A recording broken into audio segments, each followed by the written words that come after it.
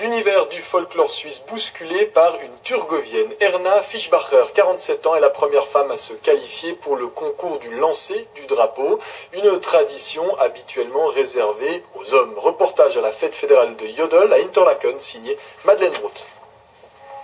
Ce drapeau de soie à croix blanche qui tournoie entre ses mains féminines, c'est la fierté d'Erna Fischbacher. Mais elle sait que le jury ne lui fera pas de cadeau, étant donné qu'elle est la seule femme. Elle sera jugée selon les mêmes critères que ses 167 concurrents masculins. C'est à ce prix que cette soignante thurgovienne a été acceptée, et aussi à condition qu'elle porte exclusivement cette sobre tenue.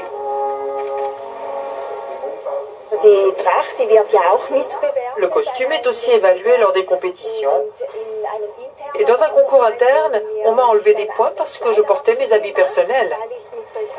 On m'a indiqué que je devais porter au minimum une chemise brodée comme celle-ci.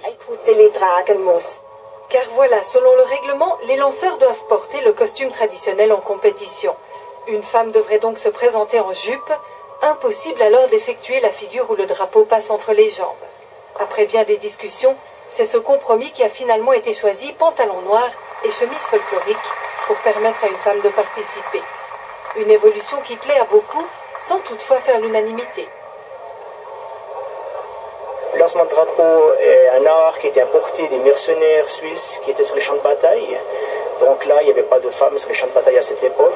Je trouve, donc pour la tradition, c'est un peu dommage qu'il y ait des femmes qui commencent à pratiquer cet art. On montre comme quoi on est ouvert. La discipline, elle pose aucun problème aux femmes. Maintenant, je pense qu'ils ont résolu le problème du costume.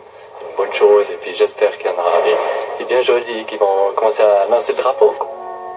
Erna Fischbacher ne saura que demain comment le jury a noté sa prestation, mais peu importe, sa victoire c'est d'avoir ouvert aux femmes les portes de ce bastion masculin.